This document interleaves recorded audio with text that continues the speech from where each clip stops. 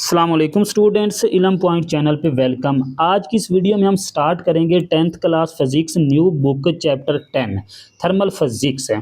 Topic का name है हमारे पास specific heat capacity.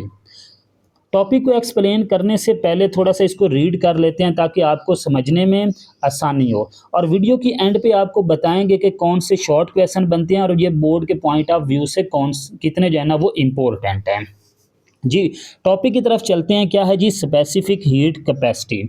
The energy required of heat of a material depend on three factor.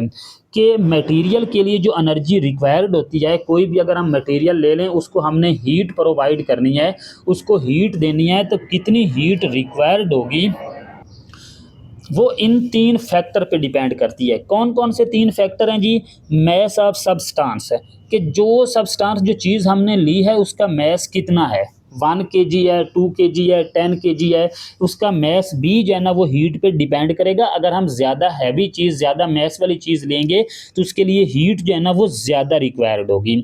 Second point है इसका change of temperature है कि हमने टेम्परेचर कितना चेंज करना है। ठीक है, जितना टेम्परेचर चेंज करना है, फॉर एग्जांपल 1 डिग्री करना है, 2 डिग्री करना है, 10 डिग्री करना है, 10 डिग्री करना है, तो उसके लिए हमें ज़्यादा हीट रिक्वायर्ड होगी। और थर्ड है जी नेचर ऑफ द मटेरियल, कि मटेरियल किस नेचर का है। पानी ले रहे हैं, वाटर है, अल्कोहल है, सॉलिड में आ जाएं, आयरन है, उसके बाद वुड है। ठीक है, जो भी चीज़ है फिर उस हिसाब से जो है ना वो उसको हीट चाहिए होगी। नेक्स्ट पेज पे देखें। Some substance absorbed heat more easily than other. वो कहता है कि कुछ ऐसी चीज़ें होती हैं जो दूसरों की निस्बत ना ज़्यादा आसानी के साथ हीट को अब्जॉर्ब करती हैं। जिस तरह मैं आपको एग्जांपल दे दूं कि ये एक लोहे का टुकड़ा है और एक ये लकड़ी का टुकड़ा है। लोहे का टुकड़ा इस लकड़ी के टुकड़े की निस्बत ज़्यादा आसानी के साथ हीट अब्जॉर्ब करेगा। For example heating 1 kg of water by 1 degree centigrade required more energy than heating 1 kg of alcohol by the same amount. अब यहाँ पे वो एग्जाम्पल दे रहा है, इसको ज़रा डायग्राम को देख लें कि ये 1 kg वाटर है, ठीक है, और 1 kg अल्कोहल है। अब दोनों का टेम्परेचर कहाँ तक बढ़ाना है? 1 डिग्री तक, यानी कि लेट कर लें दोनों का टेम्परेचर, पानी का भी टेम्परेचर, अल्कोहल का भी टेम्परेचर क्या था? 26 डिग्री था, और इसका टेम्परेचर 1 डिग्री तक इंक्रीज करना है। जब 1 डिग्री तक इसका भी, पानी का भी टेम्परेचर इंक्रीज करेंगे और अल्कोहल का भी, तो ये अल्कोहल का टेम्परेचर 1 डिग्री इंक्रीज करना आसान होगा। क्यों? क्योंकि इसको कम हीट चाहिए होगी। पानी का टेम्परेचर 1 डिग्री इंक्रीज करना है तो इसको ज़्यादा हीट चाहिए होगी। क्लियर? अच्छा जी, नेक्स्ट वो क्या कहता है?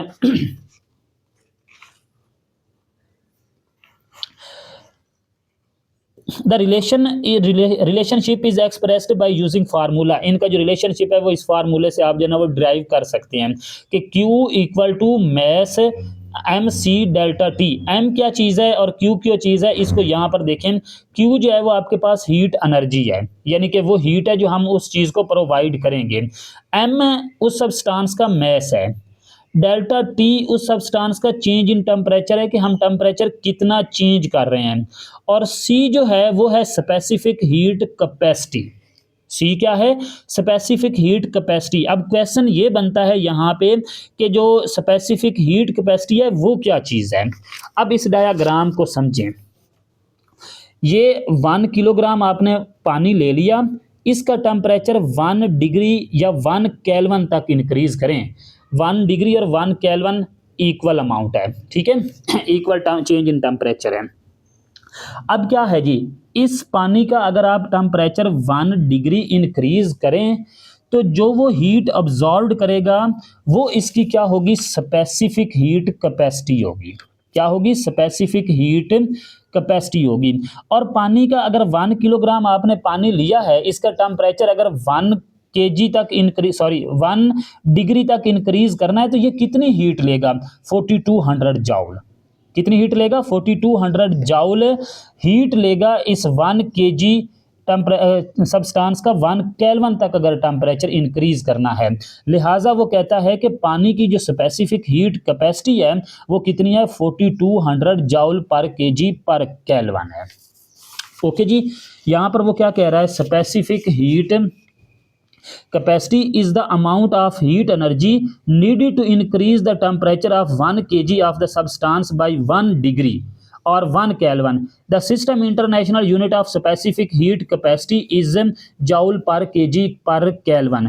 ये MCQs के पॉइंट ऑफ व्यू से ये लाइन इंपॉर्टेंट है। क्या कहता है कि जो स्पेसिफिक हीट कैपेसिटी का यूनिट है वो क्या है, जाउल पर केजी पर केल्विन है।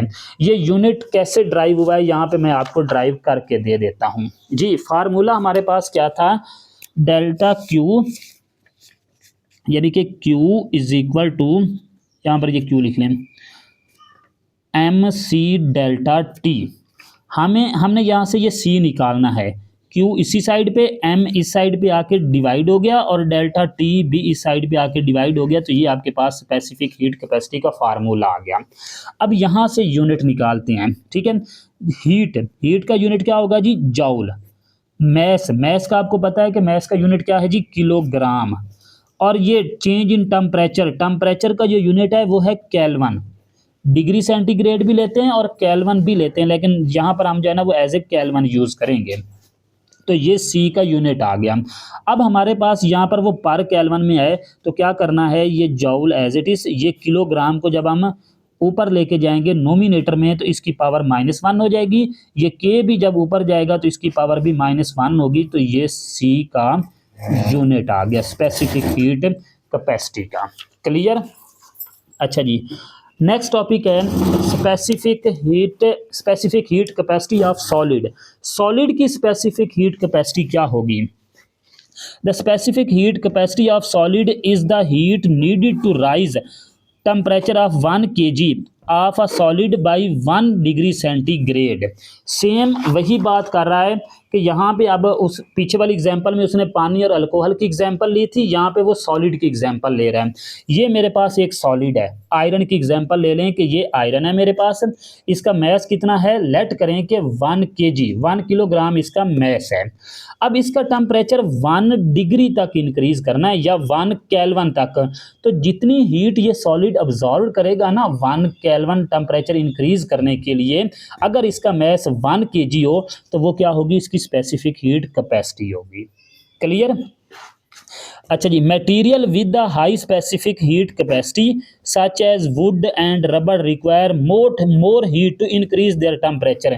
वो कहता है कि कुछ मटेरियल ऐसे हैं, सॉलिड मटेरियल ऐसे हैं जिनकी स्पेसिफिक हीट कैपेसिटी बहुत ज़्यादा है, उनको अगर हमने हीट करना है, गर्म करना है तो बहुत ज़्यादा अमाउंट में हीट चाहिए होगी, जिस तरह लकड़ी हो गई, रबड़ हो गई, ठीक है।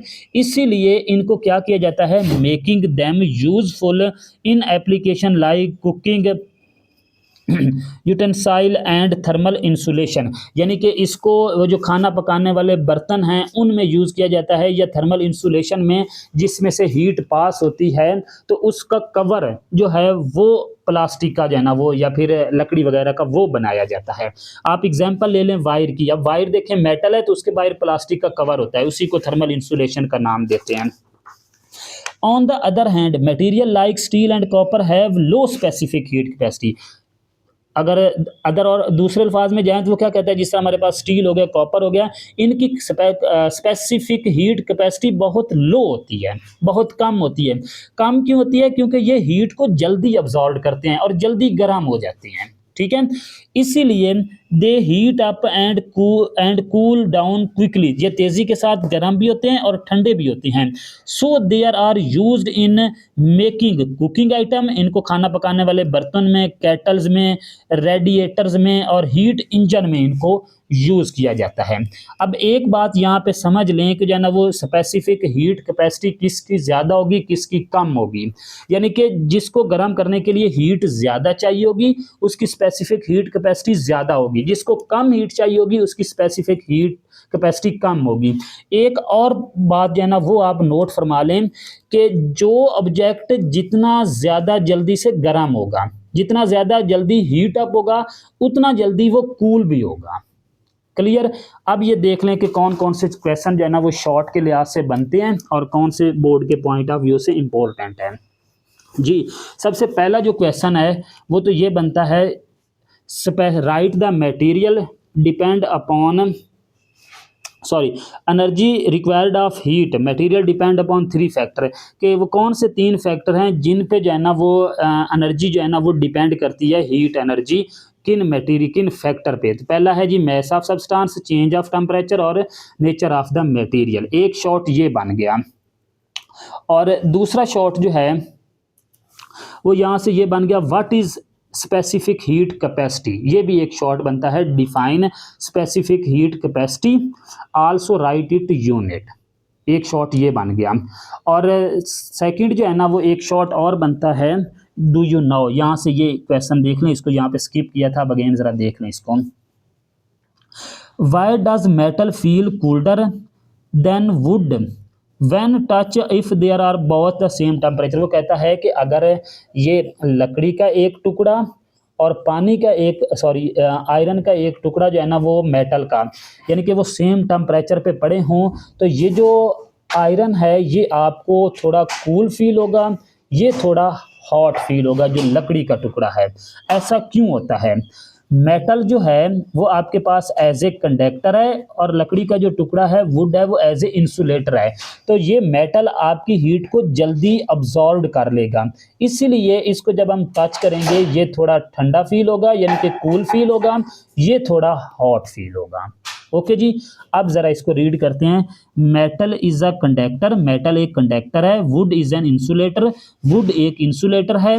The metal conduct the heat away from the our hand, the wood does not conduct. Would जो है वो हीट को ज़्यादा कंडक्ट नहीं करती, अवे फ्रॉम अवर हैंड वो हमारे हाथ से दूर हो जाएगी।